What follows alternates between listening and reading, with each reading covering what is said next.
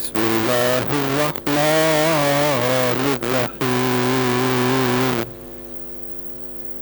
ألف لام ميم أحسب الناس أن يتركوا أن يقولوا آمنا وهم لا يفتنون ولقد فتنا الذين من قبلهم فليعلمن الله الذين صدقوا وليعلم الكاذبين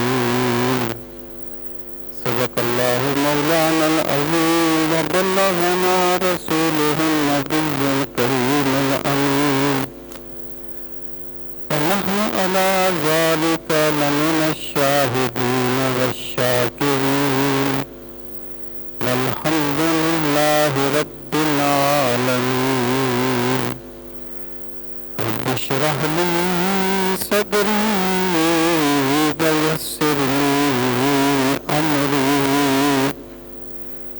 واحلل عقدة من لساني يفقهوا قولي اللهم أرنا الحق حقا وارزقنا اتباعه وأرنا الباطل باطلا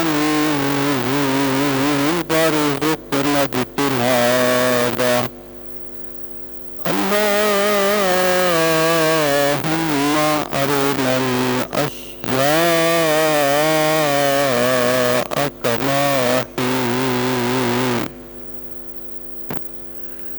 إن الله وملائكته يصلون على النبي يا أيها الذين آمنوا صلوا عليه وسلموا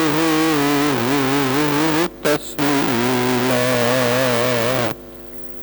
اللهم صل وسلم على سيدنا ومولانا محمد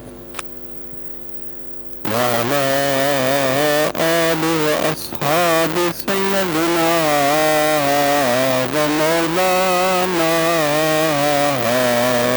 محمد وبارك وسلم عليه الصلاة والسلام عليك يا رسول الله وعلى آلك وأصحابك يا حبيب الله الصلاة والسلام عليك يا شفيع المذنبين وعلى آلك وأصحابك يا رحمة للعالمين صلى الله على محمد عدد ما ذكره الذاكرين وعدد ما غفل عن ذكره الغافلين انتہائی عزت و احترام کے لائق قابل سب تقریم معزز و محترم سامعین کرام، یہ رمضان المبارک کا آخری عشرہ ہے جسے حدیث پاک میں عتق من النار سے تعبیر کیا گیا کہ یہ عشرہ دوزخ سے آزادی پانے کا عشرہ ہے۔ میں آج کی گفتگو میں جو گزارشات کرنا چاہتا ہوں وہ تو یہ ہے کہ انسان کی زندگی میں اللہ تعالیٰ بندے کے ایمان کو کس کس طریقے سے پرکھتا ہے۔ اقبال نے کہا تھا کہ کل زم ہستی سے تو ابرا ہے مانند حباب، اس زیاں خانے میں تیرا امتحان ہے زندگی۔ تو انسانی زندگی میں اللہ تعالیٰ انسان کو کس کس طریقے سے آزماتا ہے۔ تو اصل موضوع پر آنے سے پہلے ایک دو باتیں موقع کی مناسبت سے میں عرض کرنا چاہتا ہوں۔ ایک تو یہ آخری عشرہ ہے اور اس کی طاق راتوں میں عبادت کرنے کی خصوصی طور پر تاکید کی گئی ہے، اور شب قدر جو قرآن مجید کی نص کے مطابق 1000 مہینے سے بہتر ہے، وہ بھی معروف روایات کے مطابق طاق راتوں میں سے کوئی رات ہے، اور اکثر لوگ جو ہیں وہ 27ویں کی شب کو شب قدر جانتے ہیں۔ حضرت ابی ابن کعب رضی اللہ عنہ تو بغیر انشاءاللہ کے کہا کرتے تھے کہ یہ شب قدر جو ہے وہ 27ویں رات ہے۔ تو اس میں یا ان طاق راتوں میں زیادہ سے زیادہ انسان کو چاہیے کہ وہ اللہ تعالیٰ کی عبادت کرے۔ اور صدقہ فطر کے بارے میں نے عرض کر دیا تھا کہ میں آخر میں بھی کچھ عرض کر دوں گا دوبارہ بھی، کہ صدقہ فطر جو ہے وہ ابھی سے ادا کر دیا جائے۔ کم از کم صدقہ فطر جو ہے وہ 300 روپیہ فی کس کے اعتبار سے، اور صدقہ فطر انہی لوگوں کو دیا جاتا ہے جن کو زکوٰۃ دی جاتی ہے، تو اس کو بھی ادا کر دینا چاہیے۔ سامعین محترم، یہ جو آخری آج کا جو جمعۃ المبارک ہے، ممکن ہے کہ اس ماہ مبارک کا آخری جمعہ ہو، ممکن ہے ایک جمعہ اور نصیب ہو جائے، تو بہرحال ہمیں اس کو آج کم از کم آخری سمجھ کے ہی اس کو پڑھنا چاہیے۔ اور اس بارے میں یہ عرض کروں گا کہ انسان کو چاہیے کہ جو اس کی نمازیں قضا ہیں انہیں وہ ادا کرے۔ ہر نماز کے ساتھ بندہ ایک نماز قضا کرتا رہے، یا کوئی بھی ایسا وہ اپنا شیڈول بنا لے۔ باقی اسلام میں کوئی ایسی نماز نہیں ہے جسے پڑھ کر زندگی بھر کی قضا نمازیں ادا ہو جاتی ہوں۔ تو نمازوں کو ادا کرنا چاہیے، کیونکہ اگر ایک بندے نے کوئی نفلی کام زندگی بھر نہیں کیا، اللہ تعالیٰ اس سے نہیں پوچھے گا کہ تم نے یہ کام کیوں نہیں کیا۔ لیکن جس بندے نے ایک بھی فرض نماز نہیں پڑھی، اسے اللہ کو جواب دینا ہوگا کہ تم نے فرض کو کیوں ترک کیا۔ تو نمازوں کو قضا کرنا چاہیے، جو قضا نمازیں ہیں ان کو ادا کرنا چاہیے۔ سامعین محترم، باقی کچھ عید کے بارے میں باتیں ہیں، وہ میں انشاءاللہ آخر میں عرض کروں گا۔ تو میں آج آپ کی خدمت میں سورہ العنکبوت کی روشنی میں اس بات کو اٹھانا چاہتا ہوں۔ اللہ رب العزت نے ارشاد فرمایا، الف لام میم احسب الناس ان یترکوا ان یقولوا آمنا وهم لا یفتنون، کہ کیا لوگوں نے یہ گمان کر لیا کہ صرف یہ کہنے پر کہ ہم ایمان لائے ان کی بخشش ہو جائے گی اور انہیں پرکھا نہیں جائے گا۔ یعنی کوئی بھی بندہ کام کرتا ہے، اس کے کوئی تقاضے ہوتے ہیں۔ یعنی ایک اگر طالب علم کسی اسکول میں داخلہ لیتا ہے تو اس کے بھی کچھ تقاضے ہیں کہ وہ یونیفارم پہنے گا، وہ اپنی اٹینڈنس وہاں شو کرے گا، جائے گا، کتابیں اس کے پاس ہوں گی، وہ پڑھے گا، اس کے بھی کچھ تقاضے ہیں۔ ایک بندہ کسی ادارے میں بھرتی ہوتا ہے تو ادارے میں بھرتی ہونے کے بھی کچھ تقاضے ہیں کہ جو اس کے اصول ہیں ان کو وہ فالو کرے گا۔ یعنی کتنے لوگ ہیں جو کوئی کام کرنا چاہتے ہیں، وہ کہتے ہیں یار بھئی میری سربس مجھے اس کی اجازت نہیں دیتی، وہ نہیں کرتے، تقاضے ہوتے ہیں۔ اس طریقے سے اسلام قبول کرنے کے بھی تو کچھ تقاضے ہوں گے،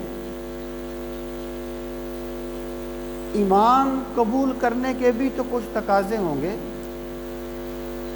اللہ پاک پہلے تو یہ فرماتا ہے کہ کیا لوگوں نے یہ گمان کر لیا ہے کہ انہیں صرف یہ کہنے پر چھوڑ دیا جائے گا کہ ہم ایمان لائے؟ گزرتی ہے، اپنی خواہشات کے مطابق کام کرتے ہیں، اپنے رسم و رواج کے مطابق زندگی بسر کر دیتے ہیں، انہیں پرواہ نہیں ہے خدا کیا کہتا ہے، میرا رب کس چیز کا حکم دیتا ہے، میرا مولا کس چیز سے منع کرتا ہے، اور پھر بھی وہ یہ گمان کیے رہے کہ ہم بخشے جائیں گے کیونکہ ہم نے کہہ دیا کہ ہم ایمان لائے۔ اللہ پاک فرماتا ہے ایسا نہیں ہوگا کہ حاسب الناس ان یترکوا ان یقولوا آمنا وہم لا یفتنون، اور انہیں آزمایا نہیں جائے گا۔ یہ جو یفتنون کا لفظ ہے یہ فتنہ سے نکلا ہے، فتنہ۔ اور قرآن مجید میں آزمانے کے لیے 3 لفظ استعمال ہوئے ہیں۔ ایک امتحان کا لفظ استعمال ہوا ہے، ایک بلا کا لفظ استعمال ہوا ہے، ایک فتنہ کا لفظ استعمال ہوا ہے۔ یعنی اردو زبان میں تو ہم فتنہ کا لفظ فساد کے معنی میں استعمال کرتے ہیں، جبکہ یہ ہمارے اردو کا استعمال ہے۔ عربی میں اس کا معنی آزمائش ہوتا ہے، اور ایک خاص قسم کی آزمائش، یعنی زندگی میں جو اللہ تعالیٰ بندے کو آزماتا ہے اس کی کئی صورتیں ہوتی ہیں۔ تو امتحان، ابتلا اور فتنہ، ان میں فرق ہے۔ امتحان کہتے ہیں کسی پہلے عمل کی جانچ کرنا، جیسے آپ کہتے ہیں جی اسٹوڈنٹ کا امتحان ہوتا ہے، جن جو انہوں نے پڑھا ہے سال میں اس کو جانچ کرتے ہیں بھئی اس نے کیا پڑھا ہے، یہ امتحان ہے۔ یعنی ایک بندے سے یہ کہا جائے کہ بھئی فلاں وقت تجھ سے اس چیز کا مطالبہ کیا جائے گا، تو اس کو امتحان نہیں کہیں گے عربی زبان میں۔ امتحان کا تعلق ماضی کے ساتھ ہوتا ہے۔ اور دوسری چیز ہے ابتلا، وَإِذِ ابْتَلَىٰ إِبْرَاهِيمَ رَبُّهُ وَإِذِ ابْتَلَىٰ إِبْرَاهِيمَ رَبُّهُ بِكَلِمَاتٍ، جب ابراہیم کو آزمایا اس کے رب نے کچھ باتوں میں۔ ابتلا کا جو لفظ ہے نا یہ اس پرکھ کے لیے آتا ہے جس میں شدت پائی جاتی ہے، اور اس کا تعلق عموماً ان چیزوں سے ہوتا ہے جو نظر آتی ہیں۔ یعنی ابتلا کا تعلق ان چیزوں سے ہے جو نظر آتی ہیں، جیسے وَإِذِ ابْتَلَىٰ إِبْرَاهِيمَ رَبُّهُ بِكَلِمَاتٍ، جہاں ہم نے ابراہیم کو آزمایا کچھ باتوں میں کہ اسماعیل کو بھی جنگل میں چھوڑاؤ، اپنے بیٹے کے گلے پر چھری پھیر دو۔ یہ ابتلا ہے جو نظر آ رہا ہے، ہمیں شدت ہے اس میں، مشکل ہے لیکن نظر آتا ہے۔ اور فتنہ جو ہے یہ اس امتحان کے لیے ہوتا ہے، اس آزمائش کے لیے ہوتا ہے جس میں شدت بھی پائی جاتی ہے، اور اس کا تعلق انسان کی سوچ کے ساتھ ہوتا ہے۔ یعنی بندے کی سوچ اس کو جس غلط ڈگر پہ ڈالتی ہے نا، تو فتنہ کا لفظ اس آزمائش کے لیے استعمال ہوتا ہے جس میں بندے کی سوچ غلط ہو جاتی ہے اور پھر وہ غلط کام کرتا ہے۔ سوچ کی بنیاد پر بندے کو جب پرکھا جائے تو اس کو قرآنی اصطلاح میں فتنہ کہا جاتا ہے۔ سامعین محترم، اب ہمیں ایک بات سمجھ لینی چاہیے کہ بندے کی زندگی میں جو چیز حاکم ہے وہ بندے کی سوچ ہے۔ یعنی آپ اگر سارے کام کاج چھوڑ کے مسجد میں آ گئے نا، آپ کی سوچ آپ کو لے کے آئی ہے۔ آپ کی سوچ یہ کہتی ہے کہ بھی جمعہ پڑھنا بڑے ثواب کا کام ہے، اور مسجد میں جلدی جانا ثواب کا کام ہے۔ سوچ آپ کو لے آئی، بندے کی پوری جو زندگی ہے نا وہ اس کی سوچ کے تحت گزرتی ہے۔ اب فرض کیجئے گا کہ ایک بندے کے پاس بہت سا مال آ گیا اور بندے نے یہ سوچ لیا کہ میں بڑا ذہین ہوں، میں بڑا قابل ہوں، میرا خدا مجھ سے بڑا راضی ہے، ورنہ مجھے اتنا مال کیوں دیتا، اور میں بڑا قابل ہوں، اگر یہ دوسرے لوگ قابل ہوتے تو ان کے پاس نہ مال آ جاتا ہے۔ جب اس کی سوچ میں بگاڑ آئے گا، رزلٹ کیا نکلے گا؟ اس کا تکبر، اس میں تکبر آئے گا۔ اگر سوچ صحیح ہوگی تو زندگی کے رخ صحیح ہوں گے، اگر سوچ غلط ہو جائے گی تو زندگی کا دھارا بدل جائے گا اور انسان غلط سمت پہ چل پڑے گا۔ سامعین محترم، زندگی میں ایک بندے میں جتنا بھی بگاڑ آتا ہے اس کی سوچ کی وجہ سے آتا ہے۔ یعنی یہود جو تھے نا، یہود، ان کا خیال یہ تھا کہ مسلمانوں کا مال ہڑپ کرنا کوئی برا نہیں ہے، یہ کون ہے ہمارے مقابلے میں آنے والے؟ جب یہ بات آئی نا، پھر انہوں نے ہر وہ کرپشن کی جو وہ کر سکتے تھے۔ یہود کے بارے میں کہا گیا کہ یہ حرام مال کھاتے ہیں، اور پھر ان کا نظریہ یہ ہے سَيُغْفَرُ لَنَا، ہم جو بھی کریں بڑے مقدس خاندان سے ہمیں بخش دیا جائے گا۔ جب سوچ میں بگاڑ آ گیا تو پھر زندگی میں بگاڑ آ گیا۔ اور جب یہود نے یہ عقیدہ بنا لیا کہ لن تمسنا النار الا ایاما معدودہ، کہ ہم دوزخ میں نہیں جائیں گے، اگر چلے بھی گئے تو چند دن کے لیے جائیں گے۔ جب یہ عقیدہ بنا لیا نا کہ ہم دوزخ میں جا ہی نہیں سکتے، تو پھر کوئی بھی چیز انہیں نیکی کی طرف راغب نہیں کر سکتی، کیونکہ ان کا سوچ میں بگاڑ آ گیا۔ سامعین محترم، میں یہ عرض کر رہا ہوں کہ فتنہ اس آزمائش کو کہتے ہیں جس کا تعلق بندے کی سوچ کے ساتھ ہوتا ہے، سوچ کی آزمائش۔ وَهُمْ لَا يُفْتَنُونَ، اور بندوں نے یہ گمان کر لیا کہ انہیں پرکھا نہیں جائے گا، انہیں آزمایا نہیں جائے گا۔ اللہ پاک فرماتے ہیں ایسا نہیں ہے۔ وَلَقَدْ فَتَنَّ الَّذِينَ مِن قَبْلِهِمْ، کہ تم سے پہلے جو لوگ تھے نا انہیں بھی ہم نے پرکھا تھا، ان کے ایمان کی بھی ہم نے جانچ کی تھی کہ منہ زبانی مومن کون ہے اور ایمان کس کے دل میں اترا ہوا ہے، ہم نے ان کو پرکھا تھا۔ جب ایک مرتبہ صحابہ کرام نے رسول کریم علیہ الصلوۃ والسلام سے عرض کیا کہ یا رسول اللہ صلی اللہ علیہ وسلم، مشرکین نے تو ظلم و ستم کی انتہا کر دی ہے، آپ دعا فرمائیں اللہ انہیں تباہ کر دے۔ آپ نے فرمایا ابھی سے گھبرا گئے؟ تم سے پہلے لوگوں کو بھی پرکھا گیا، ان کے ناخن ان کی انگلیوں سے الگ کر دیے گئے، انہیں آروں سے چیر دیا گیا، لیکن وہ اپنے ایمان پر ثابت رہے، ثابت قدم رہے۔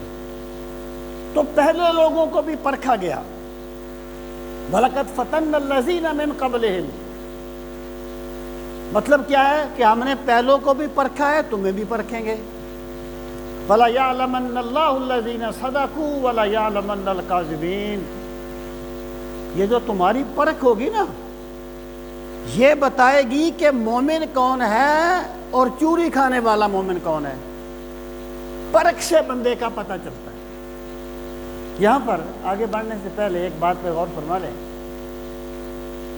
اللہ پاک نے فرمایا ہم انہیں پرکھیں گے بلا یعلمن المنافقین بلا یعلمن الذین کذبوا، تاکہ اللہ جان لے کہ اپنے دعویٰ ایمان میں جھوٹے کون ہیں بس اور سچے کون ہیں۔ تو اس کا یہ مطلب نہیں ہے کہ اللہ تعالیٰ بندے کو پرکھ لیتا ہے تو اللہ جانتا ہے۔ اللہ تعالیٰ ہر چیز کو ویسے ہی جانتا ہے۔ چیز نہیں تھی تو خدا جانتا تھا، بندے کے دل میں خیال بعد میں آتا ہے، میرا رب اسے پہلے جانتا ہے۔ یہاں ولا یعلمن کا مطلب کیا ہے؟ یہاں جاننے کا کیا مطلب ہے؟ سیدنا علی المرتضیٰ کرم اللہ تعالی وجہ الکریم تو ولا یعلمن کا ترجمہ لیختبرن کیا کرتے تھے، اختبرا، تاکہ اللہ تعالیٰ پرکھ لے، تمہیں آزما لے۔ اور اللہ تعالیٰ کا جو علم ہے نا اس کی دو صورتیں ہیں، ایک علم ازلی ہے، ایک علم ظہور ہے۔ یہاں جو فرمایا نا فَلَا يَعْلَمَنَّ اللَّهُ الَّذِينَ صَدَقُوا، تاکہ اللہ تعالیٰ جان لے اپنے ایمان میں سچے کون ہیں۔ میں بتا رہا ہوں کہ اللہ کے جاننے سے مراد کیا ہے، یہاں کیا مراد ہے۔ تو ایک اللہ تعالیٰ کا علم ازلی ہے، اللہ تعالیٰ جانتا ہے یہ بندہ نیکی کرے گا، یہ برائی کرے گا، یہ کسی کو قتل کرے گا، یہ نہیں کرے گا، اللہ تعالیٰ جانتا ہے۔ لیکن علم ازلی کسی کے نیک یا بد ہونے کی بنیاد نہیں بنتا۔ یعنی اللہ جانتا ہے کہ یہ بندہ قتل کرے گا، لیکن جب تک وہ قتل نہیں کرے گا وہ مجرم نہیں ہوگا۔ اللہ تعالیٰ جانتا ہے کہ اس کی زندگی مجھے سجدے کرتے ہوئے گزرے گی، لیکن جب تک وہ گزارے گا نہیں تو وہ نیک نہیں ہوگا۔ یہ علم ازلی ہے۔ اور دوسرا ہوتا ہے علم ظہور، جب ایک چیز ہو جائے پھر اللہ تعالیٰ اسے ظہور کے پہلو سے جانتا ہے۔ تو یہاں پر فَلَا يَعْلَمَنَّ اللَّهُ الَّذِينَ صَدَقُوا، اس سے مراد علم ازلی نہیں ہے، اس سے مراد علم ظہور ہے۔ جو لوگ یہ کہتے ہیں نا کہ قرآن کے لفظوں کو ظاہر پہ رکھو،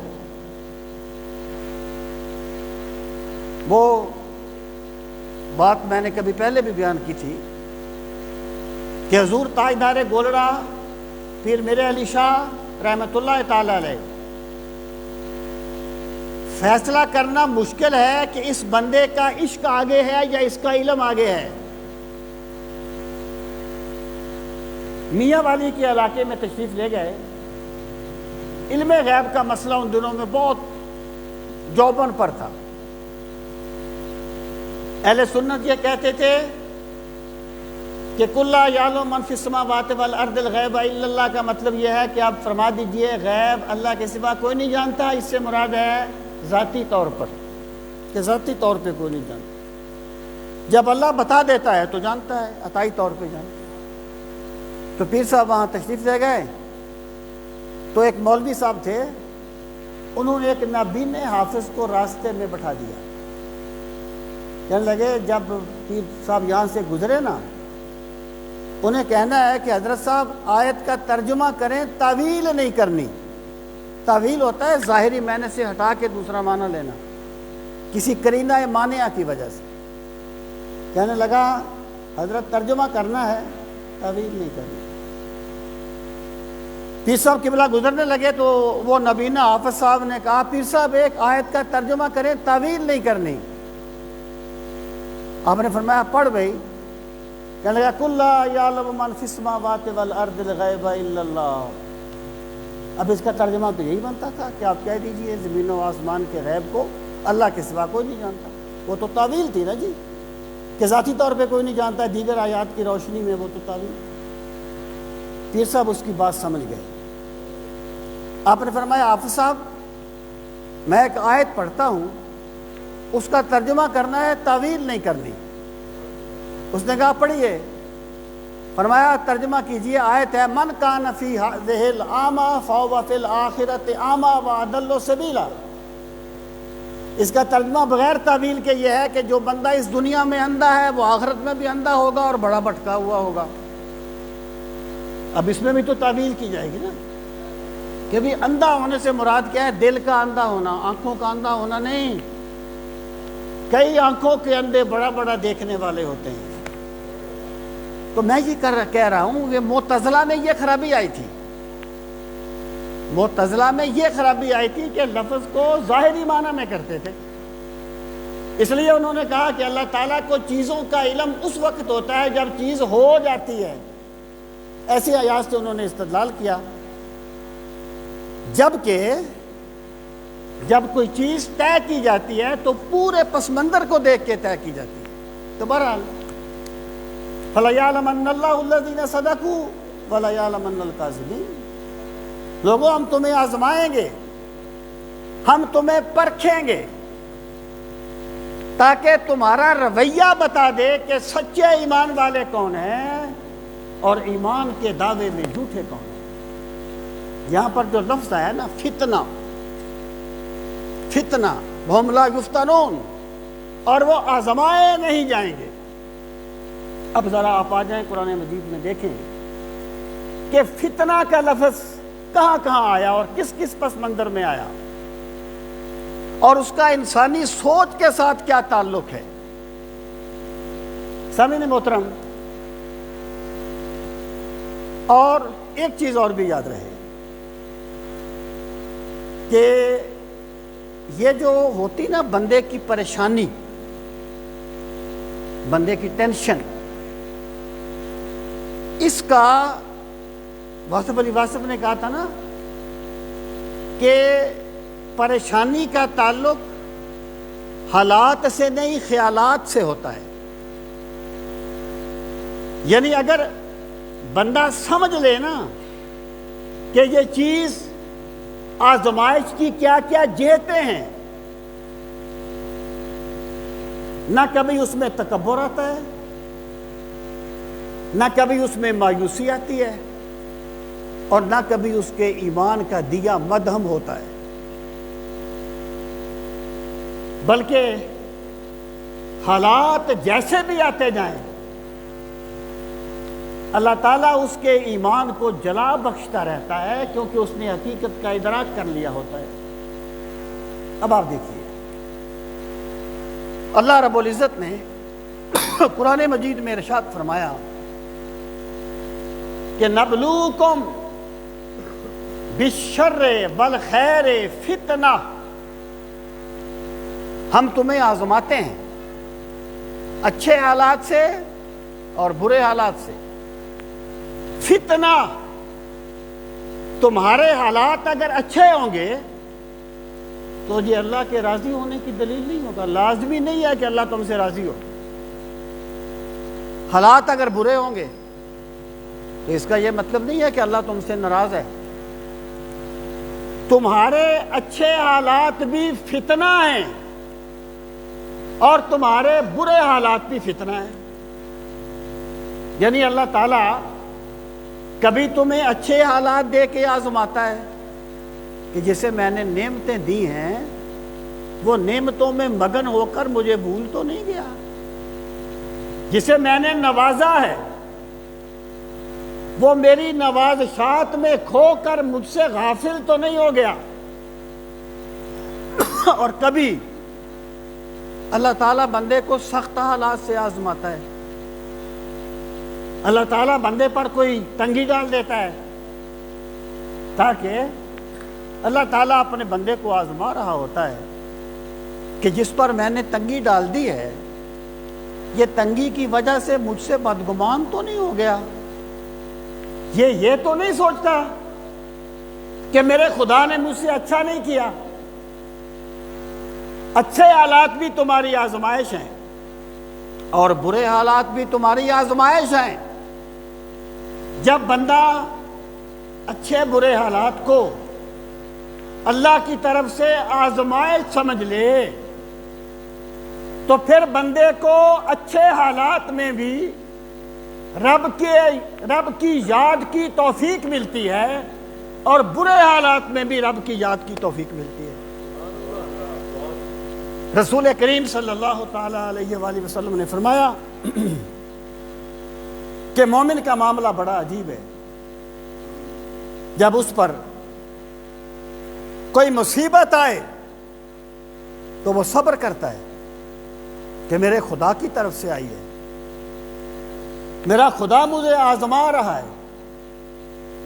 اور جب اس پر کوئی نعمت آ جائے تو وہ شکر کرتا ہے کہ مالک تیرا شکر ہے، تو نے مجھے یہ چیز عطا فرما دی۔ سرکار نے فرمایا مومن کا معاملہ بھی عجیب ہے، اس پر کوئی نعمت آئے تو شکر کرتا ہے، اللہ اس کے درجات کو بلند کرتا ہے۔ اس پر کوئی مصیبت آئے تو صبر کرتا ہے، اللہ اس کے درجات کو بلند کرتا ہے۔ تو مومن کے لیے نعمت بھی رحمت بن جاتی ہے اور مصیبت بھی رحمت بن جاتی ہے۔ دیکھیے ایک بات یاد رکھنا، وہ جو حضرت موسیٰ کی قوم کے مومن نے کہا تھا نا، جب انہوں نے قوم کو سمجھایا کہ یہ کام نہ کرو، اللہ کی بندگی کرو، تو قوم انہیں مارنے پر کمر بستہ ہو گئی۔ انہوں نے کہا کیا بات کرتے ہو، میں تمہیں جنت کی طرف بلاتا ہوں اور تم مجھے مارنے کے در پہ ہو۔ اور لوگ ڈٹے رہے تو اس بندہ مومن نے کہا وَأُفَوِّضُ أَمْرِي إِلَى اللَّهِ، میں اپنا معاملہ اپنے رب کے سپرد کرتا ہوں۔ یہ جو تفویض الامور الی اللہ ہے نا، اپنے کاموں کو اللہ کے سپرد کر دینا،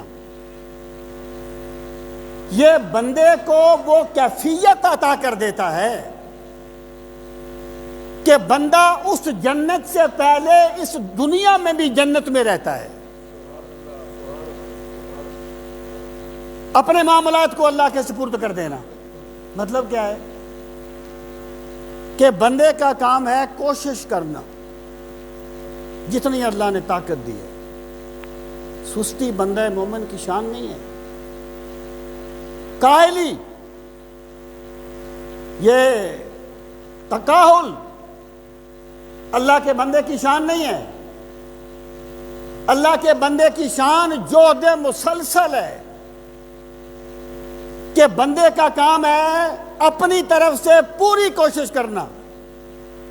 پھر اگر اللہ تعالیٰ کامیابی دے دے تو خدا کا فیصلہ ہے، کامیابی نہ دے تو خدا کا فیصلہ ہے۔ بندہ اپنے کاموں میں مختار بن کے زندگی بسر نہ کرے، بلکہ کوشش کر کے معاملہ اللہ کے سپرد کر دے، تو بندے کو ایمان کی نعمتیں بھی ملتی ہیں اور وہ سکون مل جاتا ہے کہ بندہ اس جنت سے پہلے اس دنیا میں ہی جنت میں رہتا ہے۔ ایک صوفی نے کہا تھا ایک آخرت کی جنت ہے، ایک دنیا کی جنت ہے۔ آخرت کی جنت میں وہ جائے گا جو دنیا کی جنت میں رہے گا۔ اس کا تعلق حالات کے ساتھ نہیں ہے،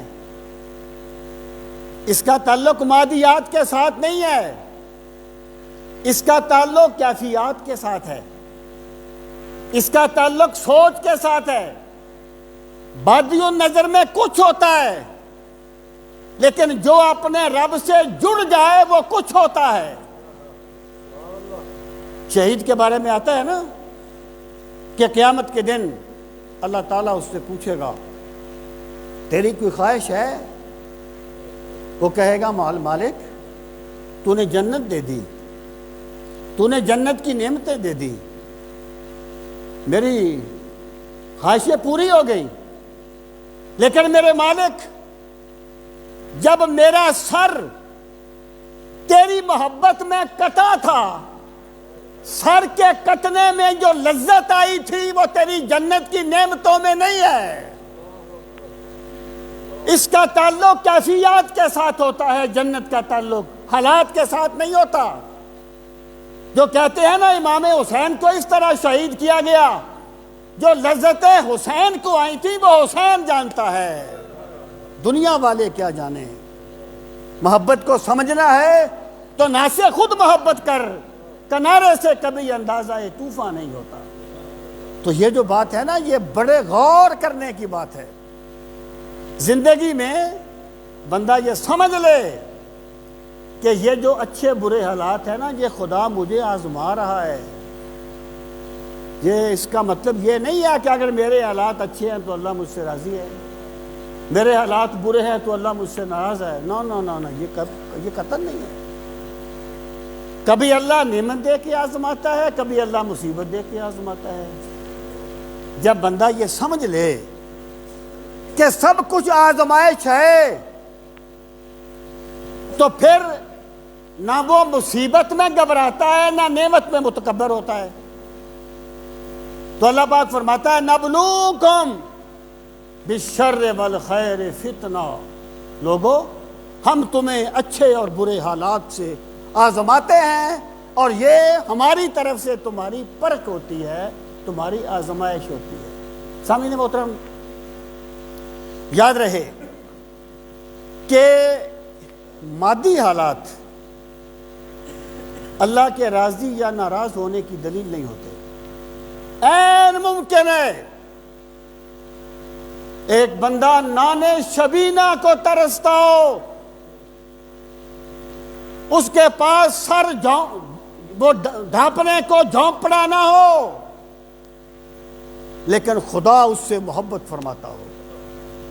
این ممکن ہے ایک بندہ تخت پہ بیٹھا ہو، لیکن خدا کی نظر میں مبغوث ترین ہو۔ حالات نہیں ہوتے، اگر حالات پہ فیصلے ہوتے تو پھر تخت پہ حضرت موسیٰ بیٹھتے، فرعون نہ بیٹھتا۔ پھر بادشاہی حضرت امام حسین کرتے، یزید نہ کرتا۔ میرے بھائی، اس کا پتہ بندے کے اعمال سے چلتا ہے۔ اگر ایک بندہ رب کو راضی کر رہا ہے، کپڑے پھٹے ہوئے ہوں، پھر بھی اللہ کی بارگاہ میں محبوب ہوتا ہے۔ رسول کریم علیہ السلام نے فرمایا تھا رب اشعث اغبر مدفوع بالابواب لو اقسم علی اللہ لا ابرہ۔ اللہ کے بہت سے بندے ایسے ہیں جن کے بال غبار آلود ہوتے ہیں، ان کے چہرے پہ گرد و غبار ہوتا ہے، ان کے کپڑے پھٹے ہوئے ہوتے ہیں، لیکن اللہ کی بارگاہ میں ان کا مقام یہ ہے، اگر وہ قسم کھا کے ایک بات کہہ دیں تو اللہ ان کی قسم پوری فرما دیتا ہے۔ غبار آلود ہیں، لیکن حقارت سے نہ دیکھ ان کو کہ ان کی ٹھوکروں سے سلطنت بنتی بگڑتی ہے۔ جو رب سے لگ جاتا ہے، جو عظیم سے لگ جاتا ہے، وہ عظمتیں پا لیتا ہے۔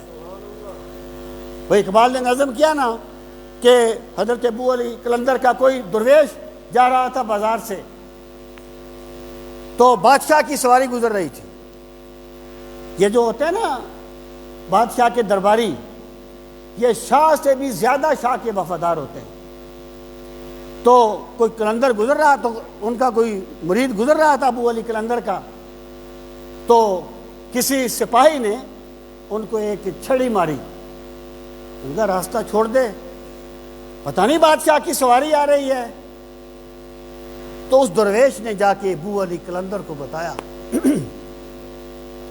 کہ میرے ساتھ اس طریقے سے بادشاہ کے سپاہی نے کیا ہے۔ تو حضرت ابو علی قلندر نے اس بادشاہ کو خط لکھا، اس میں لکھا بازگیر ای عامل بدگوہرے ورنہ بخشم ملک تو بادی گرے۔ اپنے اس بد کردار گورنر کو روک لے، ورنہ تجھ سے بادشاہی لے کے کسی اور کو دے دیں گے۔ یہ اللہ کے بندے غبار آلود ہیں، لیکن حقارت سے نہ دیکھ ان کو کہ ان کی ٹھوکروں سے سلطنت بنتی بگڑتی ہے۔ تو میں آپ سے یہ عرض کر رہا تھا بھائی، میرا خدا فرماتا ہے کہ اچھے برے حالات لوگوں تمہاری آزمائش ہوتے ہیں، تمہاری پرکھ ہوتے ہیں اور تمہارے لیے فتنہ ہوتے ہیں، آزمائش ہوتے ہیں۔ ایک اور مقام پر فرمایا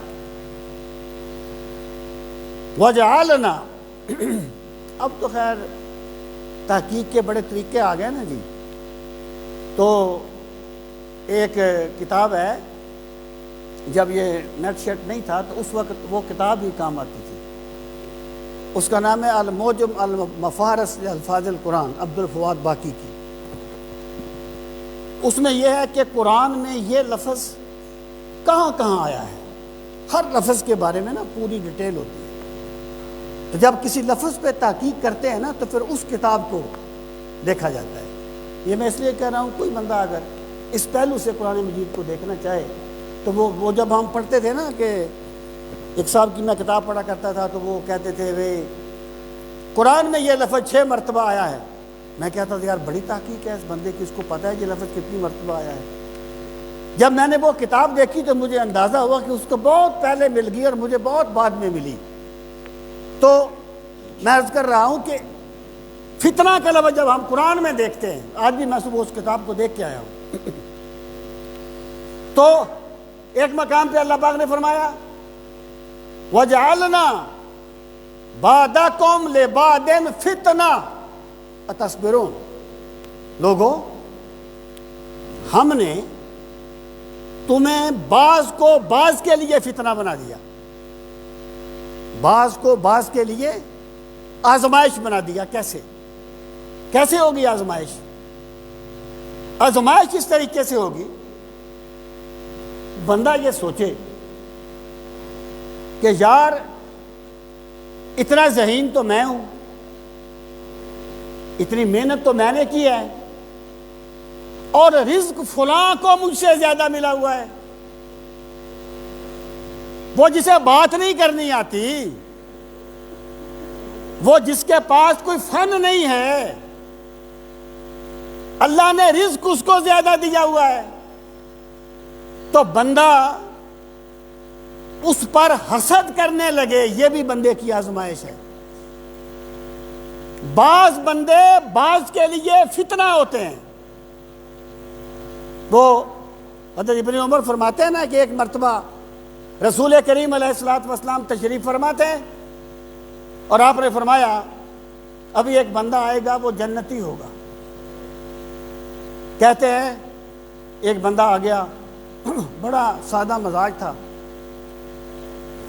پانی کے قطرے سر سے ٹپک رہے تھے اور غسل کر کے آیا تھا، جوتا اٹھا کے بغل میں دیا ہوا تھا، چلا گیا۔ دوسرا دن ہوا، پھر سرکار کی آواز بلند ہوئی، ایک بندہ آئے گا وہ جنتی ہوگا۔ پھر وہی بندہ آیا، تیسرا دن ہوا، پھر وہی آواز سرکار نے فرمایا بندہ آئے گا جنتی ہوگا، تو پھر وہی بندہ آ گیا، گزر گیا۔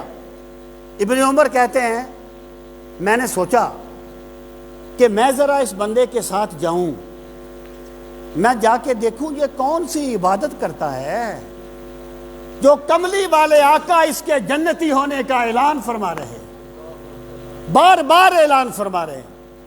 فرماتے میں اس کے پاس چلا گیا، میں نے کہا بھائی میری گھر والوں سے لڑائی ہو گئی ہے، میں آپ کا مہمان بننا چاہتا ہوں۔ اس نے کہا جی بسم اللہ، کہتے میں اس کے گھر چلا گیا تو میں نے دیکھا کہ اس نے رات کو کوئی خاص عبادت نہیں کی کہ پوری رات وہ نوافل پڑھتا رہا ہو، کوئی وظیفہ کرتا رہا ہو، کوئی ایسی عبادت نہیں کی، نماز پڑھی سو گیا۔ ایک بات میں نے دیکھی کہ اللہ اس کے دل میں بسا ہوا تھا، وہ جب سوتے میں بھی کروٹ لیتا تھا تو رب کو یاد کرتا تھا۔ کہتے ہیں میں 3 دن اس کے گھر میں ٹھہرا، میں نے کوئی خاص عبادت نہیں دیکھی۔ تو میں نے اسے کہا کہ بھائی میں نے آپ سے ویسے ہی کہہ دیا تھا کہ میری گھر والوں سے لڑائی ہوئی ہے، ایسی بات نہیں تھی، سرکار نے تیرے جنتی ہونے کا 3 مرتبہ اعلان فرمایا تھا، میں چاہتا تھا کہ میں دیکھوں تو صحیح کہ تیری وہ کون سی عبادت ہے جس کی وجہ سے سرکار تیرے جنتی ہونے کا اس طرح اعلان فرما رہے ہیں۔ اس نے کہا بس یہی ہے جو تم نے دیکھا ہے۔ کہنے لگے جب میں آنے لگا نا، اس نے کہا ٹھہریے میری بات سنیے۔ کہنے لگا دو باتیں ہیں۔ اب دیکھنا یہ ہے، یاد رکھنا میں کہتا رہتا ہوں، اللہ کی قسم اسلام محض چند کام کر دینے کا نام نہیں ہے۔ اسلام محبت الہی کی وہ سوچ ہے جو دل میں اترتی ہے اور بندے کا پل پل بتاتا ہے یہ خدا کی عظمتوں کو ماننے والا ہے۔ بیسیکلی سوچ ہے، سوچ۔ عبادات سوچ کا مظہر ہوں گی تو عبادات ہیں، ورنہ فارمیلٹیز ہیں۔ سوچ ہے۔ اب اس نے کہا دو باتیں ہیں میرے بھائی جو مجھے میرے رب نے عطا فرمائی ہیں۔ پہلی بات یہ کہ میں کسی بندے کو اپنے سے حقیر نہیں سمجھتا، اس کی مادی حیثیت جو بھی ہو نا، میں ہر بندے کو اپنے سے بہتر سمجھتا ہوں۔ آدم کے کسی روپ کی توہین نہ کر، پھرتا ہے خدا دنیا میں کئی بھیس بدل کر۔ میں ہر کسی کو اپنے سے بہتر سمجھتا ہوں۔ وقت نہیں ہے ورنہ میں اس کو آپ کو مثالیں دے کے عرض کرتا ہوں۔ اور کہنے لگا دوسری بات یہ ہے کہ جب کامیابی، یہ میں مفہوم بتا رہا ہوں جی، ترجمہ نہیں کر رہا، جب کامیابی میرے بھائی کو ملے تو خوشی مجھے ہوتی ہے۔ اور بھائی جس بندے کو اللہ نے یہ توفیق دے دی کہ دوسرے بندے پہ رب نے کرم کیا، خوش بندہ ہو گیا، یقین جانے یہ ایمان کی علامت ہے۔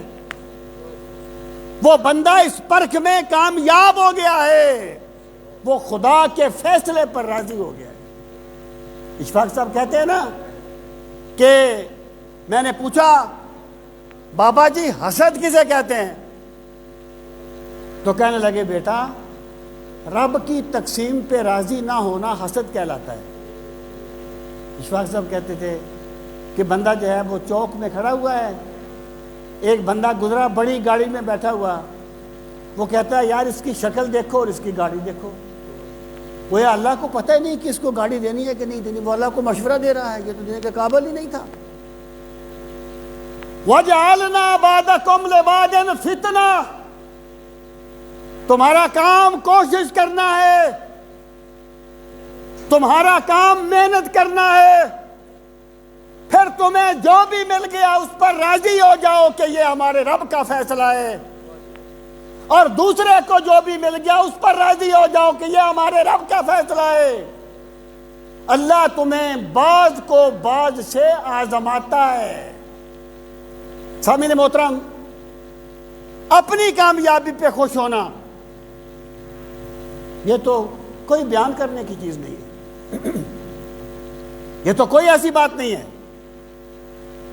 ایمان کی کچھ کام وہ ہیں جو ہم جبلی طور پہ کرتے ہیں، کچھ کام وہ ہیں جو ایمان کے تحت کیے جاتے ہیں۔ اپنی خوشی پہ خوش ہونا کوئی مشکل نہیں ہے، لیکن خوشی تیری برادری کے بندے کو ملے اور خوش تو ہو جائے، تب کہا جائے گا تجھے اللہ نے اس امتحان میں کامیاب کر دیا ہے کہ تو خدا کی تقسیم پہ راضی ہو گیا ہے۔ ایک مناظر تھے احمد دیدات رحمت اللہ تعالی علیہ، عیسائیوں سے مناظرے کرتے تھے، وہ واقعی مناظر اسلام تھے۔ جو بندہ یہودیوں سے، عیسائیوں سے، ملحدوں سے مناظرے کرے نا، وہ ہوتا ہے مناظر اسلام۔ وہ واقعی مناظر اسلام تھے۔ ہم طالب علم تھے جب انہوں نے ایک مناظرہ جیتا انگلینڈ میں، اور پیر کرم شاہ صاحب نے شکرانے کے نوافل پڑھے۔ اس دن ہمیں سمجھ آئی کہ ایمان کا تقاضا کیا ہے. تقاضا کیا ہے بھائی؟ کائنات جو ہے نا یہ بندے کی مرضی کے مطابق نہیں چل رہی، کائنات میرے رب کی مرضی کے مطابق چل رہی ہے. تو بندے کا کام کوشش کرنا ہے. جس بندے کے اندر کا انسان اتنا مضبوط ہو گیا کہ اس نے دوسرے پر کی جانے والی نعمت پر خوشی کا اظہار کر دیا، اسے مبارک ہو، اسے اللہ نے ایمان نصیب فرما دیا ہے. یہ میری گفتگو بالکل ادھوری ہے، انشاءاللہ میں اسے اگلے جمعے پر کمپلیٹ کروں گا. اللہ تعالی ہم سب کو ایمان کی حلاوتیں نصیب فرمائے. وما علینا الا البلاغ المبین. جن حضرات نے سنتیں